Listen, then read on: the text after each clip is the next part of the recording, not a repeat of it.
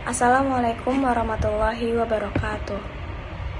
Pada mata kuliah Manajemen Teknik, di sini kelompok kami akan memaparin materi yang dimana tentang staffing dan kaitannya dengan manajemen teknik plus kasusnya dalam perusahaan atau yayasan atau di negara.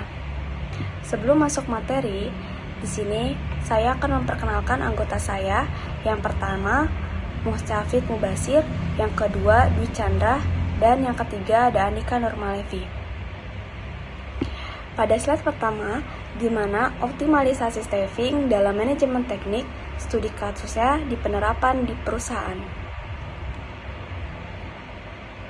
Nah, optimalisasi staffing dalam manajemen teknik, di mana optimalisasi staffing sangat penting untuk meningkatkan efisiensi dan produktivitas. Studi kasus ini akan membahas penerapan strategi staffing yang efektif di sebuah perusahaan untuk mencapai tujuan organisasi. Baik, terima kasih. Di sini optimalisasi staffing, di mana konsep optimalisasi staffing melibatkan penyesuaian jumlah dan keterampilan tenaga kerja untuk memenuhi kebutuhan proyek. Dengan pendekatan yang tepat, perusahaan dapat mengurangi biaya dan meningkatkan kualitas hasil kerja. Kemudian ada metodologi penelitian. Nah, penelitian ini menggunakan metode studi kasus untuk menganalisis penerapan optimalisasi staffing. Data dikumpulkan melalui wawancara, survei, dan observasi di lapangan untuk mendapatkan gambaran yang komprehensif.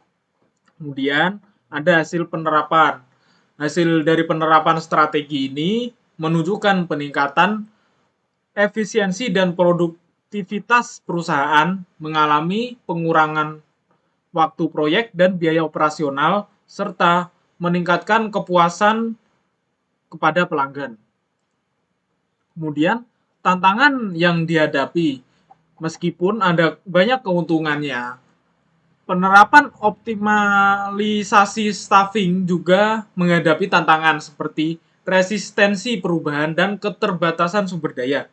Penting untuk mengatasi isu-isu ini agar strategi dapat berhasil. Baik, untuk slide selanjutnya akan dibacakan oleh Mas Dwi. Terkait manajemen staffing pada perusahaan. Nah, yang pertama itu ada di PT PLN Persero. Nah, studi kasus ini membahas manajemen strategi di PT PLN Persero UPJ Garut Kota.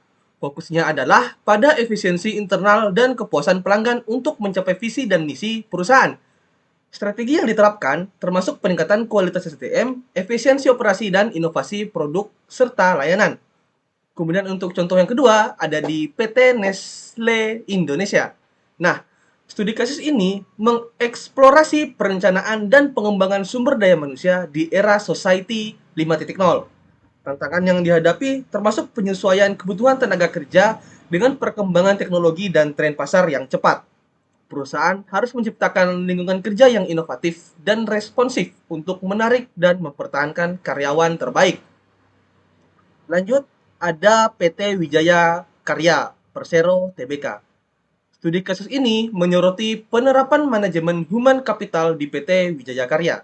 Pegawai dianggap sebagai aset strategis bagi perusahaan dengan fokus pada perencanaan, rekrutmen, seleksi, pendidikan, dan pelatihan, serta pemenuhan kesejahteraan pegawai. Nah, jadi kesimpulannya, optimalisasi staffing merupakan elemen kunci dalam manajemen teknik. Dengan penerapan yang tepat, perusahaan dapat mencapai keunggulan kompetitif. Studi kasus ini menunjukkan bahwa strategi yang efektif dapat memberikan hasil yang signifikan. Oke, terima kasih. Sekian dari kelompok kami. Apabila ada salah kata, mohon dimaafkan. Wabillahi taufiq wal hidayah. Wassalamualaikum warahmatullahi wabarakatuh.